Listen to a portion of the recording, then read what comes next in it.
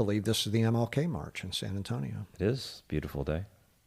Yeah, this is the sort of thing where, for me, there is a choice, right? Whenever you're looking to be a community leader, you have a lot of material responsibility, things you need to do, and one of the things I made a commitment to the constituents as I was working to earn their trust is that I would not consider it optional to be there with them in moments that had profound symbolic importance, right? There is a line of thinking, I've heard this in whether the No Kings rallies and stuff like that. Well, what difference does it really make? You're just out there walking with a bunch of people. But one of the things, and we could speak to this from my background as a history professor, history adjunct, is that a lot of the things that we harken back to in terms of historical change, significant change, started with symbolic acts of speech, right?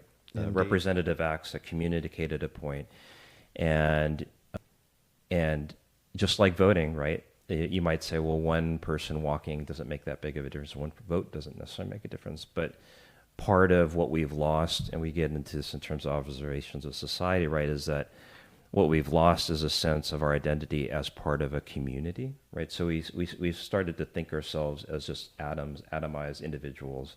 What does one person's push do? We stopped thinking of ourselves as parts of a body, like hands and fingers to a larger body, integrated inherently.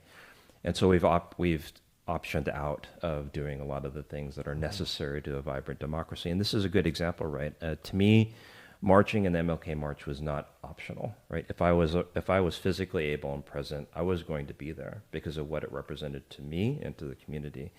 And so it was a great, profound experience for me as a candidate. Indeed. I saw a Facebook post, I think today, it was today, while I was looking for pictures to discuss with you, right, of so many major movements over the course of U.S. history and world history that started with mass people taking to the streets. And so the estimated 8 million people who turned out for No Kings yesterday is the largest protest in the United States in 50 years. Yeah, and it all starts with individuals deciding to get up and go. And that was the civil rights movement. Yeah. So we can check the laws and find out that some stuff happened as a result of that. And maybe more stuff needs to happen now.